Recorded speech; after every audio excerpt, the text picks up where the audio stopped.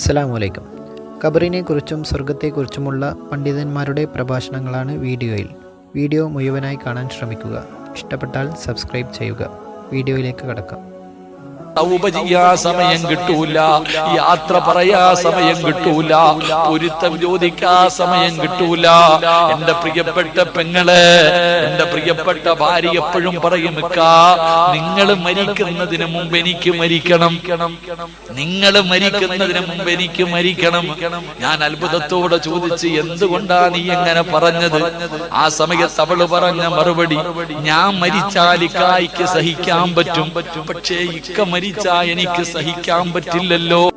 പെങ്ങളെ, ഒന്ന് യാത്ര പറയാൻ, ഒന്ന് പൊരുത്തം ചോദിക്കാൻ സമയം കിട്ടൂല. ഒരേ പുതപ്പിന്റെ കീഴിൽ ഒരു ബെഡിന്റെ അകത്ത് രണ്ടുപേരുടെയും ശരീരത്തിന്റെ തൊലികൾ പോലും ചേർന്ന് കിടന്നിട്ട് രാവിലെ ഉറക്കത്തിൽ നിന്ന് എഴുന്നേറ്റപ്പോ ഭർത്താവ് എഴുന്നേക്കുന്നില്ല, വിളിച്ചപ്പോ എഴുന്നേറ്റില്ല. അറ്റാക്ക് വന്ന് മരിച്ചത് അടുത്ത് കിടന്ന ഭാര്യ പോലും അറിഞ്ഞില്ല. പെങ്ങളെ, അതുകൊണ്ട് നിങ്ങൾ വിചാരിക്കുന്നത് പോലെയല്ല, നിങ്ങൾ തമാശ കാണുന്നത് പോലെയല്ല. ഒരു കാര്യം ചോദിക്കട്ടെ, കോഴി അറുത്തിടുമ്പോ കോഴി കിടന്ന് കാലും തലയും ഇട്ടടിച്ചത് മരിക്കുമ്പോ നമ്മൾ നോക്കി നിന്ന് മൊബൈലിൽ പിടിക്കുന്നവരാ. സത്യത്തിൽ എന്തുകൊണ്ടാ ഇതിങ്ങനെ പിടയുന്നത്?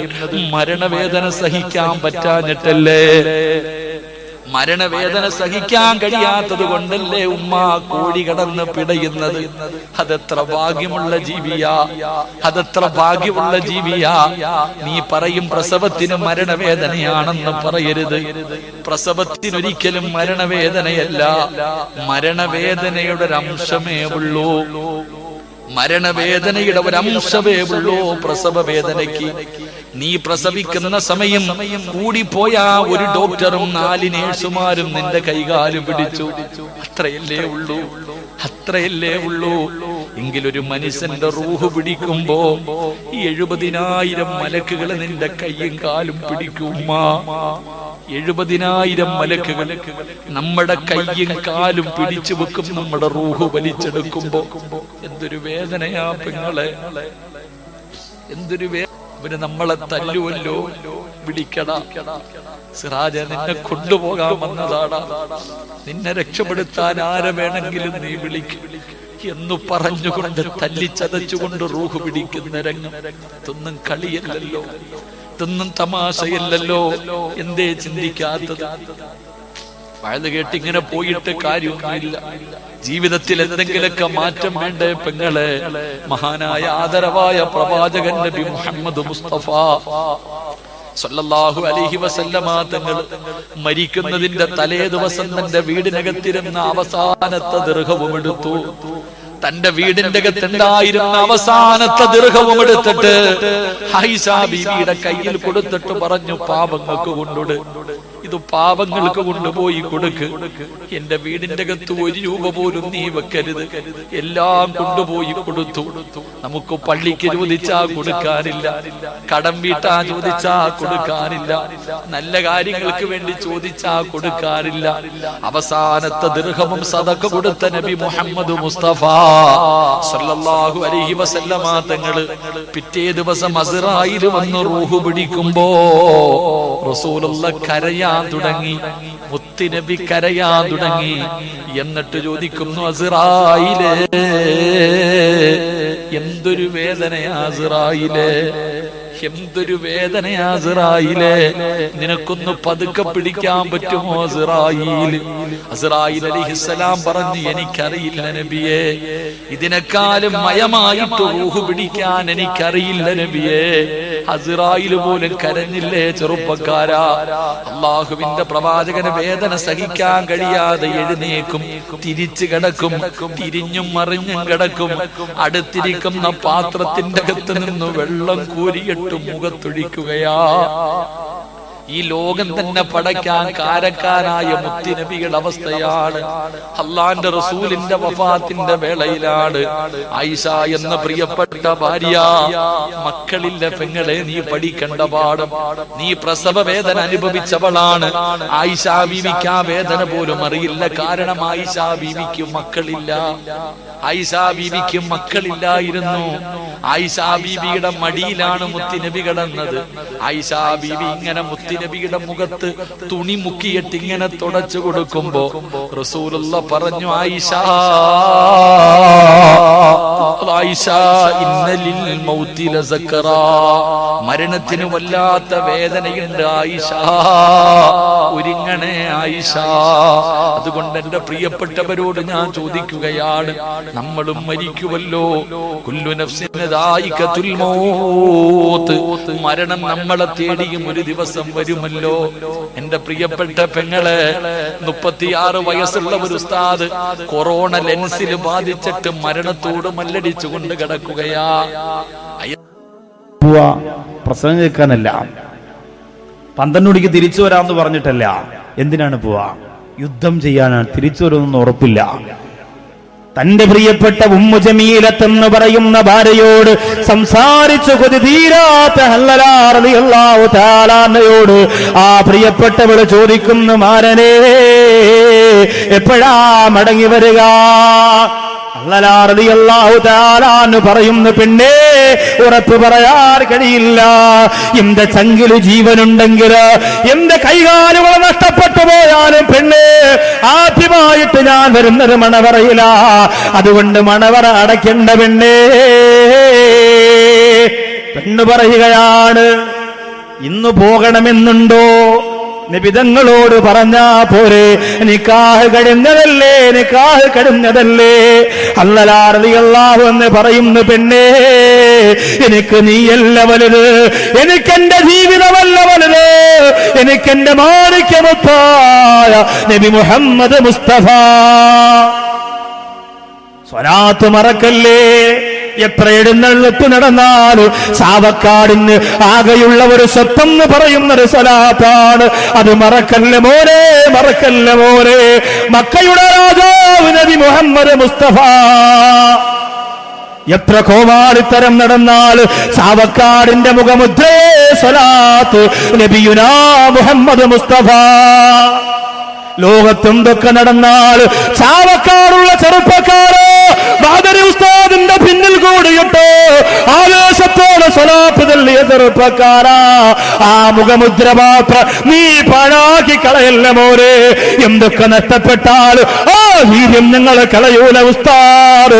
ആരൊക്കെ എന്തൊക്കെ പറഞ്ഞാൽ, എത്ര ആന ചാടിയാല്, എത്ര കുതിര ചാടിയാലോ, എത്ര പെണ്ണുങ്ങളെ കള്ളു കുടിച്ചിട്ട് പാട്ട് കേട്ട് ഡാൻസ് കളിച്ചാൽ സ്വലാത്തിന്റെ തീര് ചാവക്കാടുള്ള ഞങ്ങൾ കളയൂല ഉസ്താദ് എന്ന് മനസ്സുള്ള ചെറുപ്പക്കാരുണ്ടെങ്കിൽ ചൊല്ലുക എന്റെ സഹോദര. മദീനയുടെ മുത്തേ നബി മുഹമ്മദ് മുസ്തഫ, മനസ്സിന്റെ സത്തേ നബി മുഹമ്മദ് മുസ്തഫ. ഞങ്ങൾ കാണാൻ ആഗ്രഹിക്കുന്ന പ്രകാശത്തിന്റെ പ്രോജ്വല പ്രഭയെ നബി മുഹമ്മദ് മുസ്തഫ. ഞങ്ങളെ വെട്ടിയിട്ടാൽ നഷ്ടപ്പെട്ടു പോകാത്ത പ്രേമഭാചനമേ മുഹമ്മദ് മുസ്തഫ. മദീനയുടെ മുറ്റത്ത് വന്ന് മരിച്ചു വീടോ കൊതിച്ചു പോകുന്ന നബിയെ മുഹമ്മദ് മുസ്തഫ. ആ മുത്തായ തങ്ങളാണ് എനിക്ക് വലുതെന്ന് ഹല്ലല റളിയല്ലാഹു അൻഹു പറയാൻ ഞാൻ ഇറങ്ങുകയാ. റൂഹുണ്ടെങ്കിൽ മടങ്ങി വരുന്നത് ആദ്യം ഇവിടെയാണ്. ഇറങ്ങി എന്നിട്ടോ തിരിച്ചു വന്നോ കാത്തിരുന്ന മണിയറയുടെ മുന്നിൽ. മണിയേറ വാതിൽ കണ്ണും കോരി ഇരുന്നല്ലോ, മണിമെത്ത പുള്ളിയ മാരന്നോർത്ത് കഴിഞ്ഞല്ലോ, മനസ്സിന്റെ മുല്ലയിൽ മുത്തുവാരി എറിഞ്ഞോരേ, മാംഗല്യ വല്ലി തേന്നുകർന്ന് പറന്നോരേ. മടങ്ങി വന്നില്ല ചെറുപ്പക്കാരാ. കഷണം കഷണമായി യുദ്ധത്തിന്റെ രണാകണത്തിൽ ബഹുമാനപ്പെട്ടവരുടെ ശരീരം വലിച്ചെറിഞ്ഞപ്പോ അതെന്തിനാണ് സ്വർഗത്തിന് വേണ്ടിയാ പ്രിയപ്പെട്ടവരെ. തലവേദന വരുമ്പോ നിസ്കാരം മറക്കുന്ന, കാലുവേദന വരുമ്പോ നിസ്കാരം മറക്കുന്ന, ക്ഷീണം വരുമ്പോ നിസ്കാരം മറക്കുന്ന നമുക്കെന്ത് സ്വർഗമാ എന്റെ പ്രിയമുള്ള മുസ്ലിമേ. മൂസാ നബി അലൈഹി സ്വലാത്തു വസ്സലാമിനോട് അല്ലാഹ് പറയുകയാണ്, ഇന്നലെ രാത്രിയിൽ ഒരാൾ കരഞ്ഞ് തൗബ ചെയ്തു. ആ കണ്ണുനീർ തുള്ളികൾ ദുനിയാവിന്റെ സർവ്വ സമുദ്രത്തെ എടുത്തു തൂക്കി നോക്കിയാലും അതിനേക്കാളും എന്റെ മുന്നിൽ ഭാരമുള്ളതാണ്. ഞാൻ അയാളുടെ തൗബ സ്വീകരിച്ചിരിക്കുന്നു. ജീവിതത്തിന്റെ യാത്രയുടെ ആദ്യത്തെ ഭവനമാണ് ഖബർ. ആ ഖബറിൽ അവിടെ രക്ഷയും ശിക്ഷയും ആരംഭിക്കുന്നുണ്ട്. അത് മാത്രമല്ല, മരിച്ചു പോകുന്ന മനുഷ്യൻ അറിയാം. അഷ്റഫുൽ ഖൽഖ് സ്വല്ലല്ലാഹു അലൈഹി വസല്ലം തങ്ങൾ പറയുന്നു, മാ മിൻ മുഅ്മിനിൻ യമൂത് മാ മിൻ മയ്യിത്തിൻ യമൂത്. മരിക്കുന്ന ഏത് മയ്യിത്തും എങ്ങോട്ടാ പോകുന്നതെന്ന് അറിഞ്ഞിട്ടാ പോണതെന്നാ. ദുന്യാവെന്ന് വിടുമ്പം തന്നെ കിട്ടും എങ്ങോട്ടാ വിസയെന്ന്. സുബ്ഹാനല്ലാഹ്, എങ്ങോട്ടാ പോണെന്ന് അറിഞ്ഞിട്ടേ പോണത്. അള്ളാഹു ആ നേരം നമുക്ക് നന്നാക്കി തരുമാറാകട്ടെ. എന്താ ഇതൊക്കെ നമ്മൾ ഈ പറയണത്? എന്തിനെ പറ്റി? നമ്മളൊക്കെ അനുഭവിക്കാൻ പോകുന്നൊരു കാര്യമാണ്. കണ്ണ് ചിമ്മിയാൽ അറിയാൻ പോണ കാര്യമാണ് നമ്മൾ ഈ പറയുന്നത്. ഇതൊക്കെ പറയുമ്പോൾ പേടിയാവുകയാണ്. എന്താണ് ഇതൊക്കെ? ഏതാണ് ഈ ലോകം? അപ്പൊ ഖബർ അങ്ങനെയാണ്. ചിലർക്ക് അള്ളാഹു അനുഭവങ്ങൾ കാണിച്ചു കൊടുക്കും. ഖബറിൽ തീ കണ്ടിട്ടുണ്ട്, മദീനയിൽ തീ കണ്ടിട്ടുണ്ട്. ഖബറിന്റെ ഉള്ളിൽ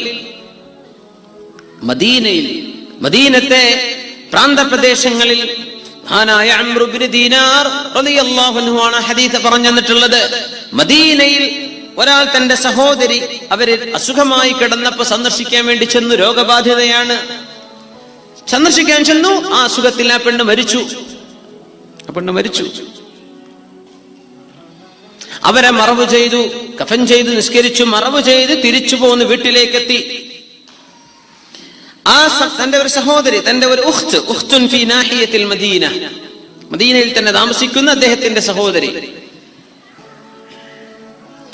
അങ്ങനെ വീട്ടിലെത്തിയപ്പോഴാണ് അറിഞ്ഞത്, പടച്ചോനെ എന്റെ ഒരു കീസ് ആ ഖബറിൽ വീണു പോയിട്ടുണ്ട്. എന്ന് പറഞ്ഞ പേഴ്സ് കൊഴിഞ്ഞാടിയിട്ടുണ്ട്, മൊബൈൽ വീണിട്ടുണ്ട്, ഒന്ന് എടുക്കണം. എന്റെ ഒരു കീസ് കൊഴിഞ്ഞു പോയിട്ടുണ്ടല്ലോ പടച്ചോനെ, എന്ത് ചെയ്യും? വളരെ വിലപ്പെട്ട അദ്ദേഹത്തിന് ആവശ്യമുള്ളൊരു സാധനം. അങ്ങനെ ദറൂറത്ത് വന്ന സമയം ഉലമ അത് ഇബാഹത്ത് ചെയ്യും. അദ്ദേഹത്തിന് അത്രക്ക് വിലപ്പെട്ട ഒരു സംഗതിയാണ്. അങ്ങനെ ഫസ്തആന ബിറജുലിൻ മിൻ അസ്ഹാബിഹി, തന്റെ ഒരു കൂട്ടുകാരനെ കൊണ്ടുപോയി ആ ഖബർ തുറന്ന് തന്റെ നഷ്ടപ്പെട്ടു പോയ കീസ് എടുക്കാൻ ഖബർ തുറന്നപ്പോൾ ഖബർ തുറന്ന മനുഷ്യൻ പറഞ്ഞു തന്റെ സുഹൃത്തിനോട്, തനഹ. ഈ സുഹൃത്ത് തുറന്ന ആളോട് ഈ സഹോദരൻ, പെണ്ണിന്റെ സഹോദരൻ പറഞ്ഞു, ഒന്ന് മാറി നിൽക്ക്, എന്റെ സഹോദരിയുടെ അവസ്ഥ എന്താണെന്ന് ഞാനൊന്ന് കാണട്ടെ. അങ്ങനെ ഖബറിന്റെ കല്ല് ഒന്നിങ്ങനെ അടർത്തിയെടുത്തപ്പോൾ ഖബറിന്റെ ഉള്ളിൽ തീജ്വാലകൾ ജ്വലിച്ചുകൊണ്ടിരിക്കുന്നത് ഈ മനുഷ്യൻ കണ്ടു. എന്നെ തന്നെ ഖബറുടെ മൂടി തീജ്വാലകൾ. ആരും അവിടെ കെരോസിൻ ഒഴിച്ചു പോയിട്ടില്ല, പെട്രോൾ ഒഴിച്ചു പോയതല്ല, കത്താണ്. ഖബറിന്റെ ഉള്ളിൽ കത്തല് കണ്ടപ്പോൾ ഖബർ മൂടി വെച്ചു. നേരെ പോയി റജഅഇല ഉമ്മി, ഉമ്മയോട് ചെന്ന് ചോദിച്ചു, ഉമ്മ, ഈ സഹോദരി, അകന്ന് താമസിക്കുന്ന ഈ സഹോദരി, അഖ്ബിർനി അമ്മാ കാനത് ഉഖ്തി അലൈ, എന്തായിരുന്നു ഉമ്മ എന്റെ പെങ്ങളുടെ കാര്യം? ചോദിച്ചു, മരിച്ചുപോയ മോളെ നീ എന്തിനാ ചോദിക്കുന്നത്? ഉമ്മ, എനിക്ക് നിങ്ങൾ പറഞ്ഞു തരണം. മരിച്ചില്ലേ, ഇപ്പൊ എന്തിനാ അത് അറിയേണ്ടത്? അഖ്ബിരീനി, പറഞ്ഞു തരൂ ഉമ്മ, എന്താണ് എന്റെ സഹോദരിക്ക് പറ്റിയത്? ഉമ്മ പറഞ്ഞു, കാനത് ഉഖ്തുക തുഅഖിറു സ്വലാ, നിസ്കാരം ഇങ്ങനെ നീട്ടിക്കൊണ്ടുപോണ പരിപാടി ഉണ്ടായിരുന്നു. നിസ്കരിക്കൂല സമയത്ത്. വലാ തുസല്ലി ബിതുഹാറത്തിൻ താമ്മ, വളരെ പരിപൂർണമായ ശുദ്ധിയിൽ നിസ്കരിക്കുകയുമില്ല. നിസ്കരിക്കൂല. നിസ്കരിച്ചാൽ തന്നെ എങ്ങനെയെങ്കിലൊക്കെ ഒന്നു കൊടുക്കുക. ഒന്നു കൊടുത്താൽ തന്നെ മുറിഞ്ഞ ഞാൻ മറ്റവരൊപ്പാണ്, ഞാൻ ഈ മസാലക്കൊപ്പ, ഒന്ന് മുറിഞ്ഞിട്ടുണ്ട്, നിന്റെ ഒന്നു ബാത്തിലാണ്, വേറെ ഒന്നെടുക്ക്. അവള് കേൾക്കൂല. അത് നമ്മൾ അമ്മയ്ക്കൂല. മറ്റേ അതീതുണ്ടല്ലോ, അതിനൊക്കെ ആൾക്കാരില്ലേ നിസ്കാരം കൊണ്ട് കളിക്കുന്നത്, ഒന്നു കൊണ്ട് കളിക്കുന്നത്. ശുദ്ധീകരണം പോലും പൂർത്തിയായി ചെയ്യാത്തവളായിരുന്നു.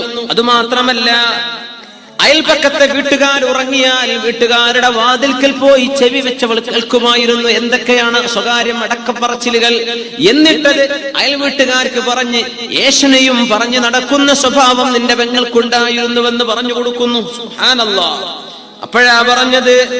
അപ്പോഴാ പറഞ്ഞത് എങ്കിലും ആ സഹോദരിക്ക് അല്ലാഹു തആല ശിക്ഷ കൊടുക്കുന്നത് എന്റെ കണ്ണുകൊണ്ട് ഞാൻ കണ്ടു. അല്ലാഹു അവൾക്ക് പുറത്തു കൊടുക്കട്ടെ എന്ന് സഹോദരൻ പ്രാർത്ഥിച്ചുകൊണ്ടിരിക്കുകയാണ്. ചില സംഭവങ്ങൾ അല്ലാഹു കാണിച്ചു കൊടുക്കുക. ഈ വീഡിയോ ഇഷ്ടപ്പെട്ടാൽ ഷെയർ ചെയ്യാനും സബ്സ്ക്രൈബ് ചെയ്യാനും മറക്കരുത്. ഇനിയും ഇതുപോലുള്ള വീഡിയോയുമായി വരുന്നതാണ്. അസ്സലാമു അലൈക്കും.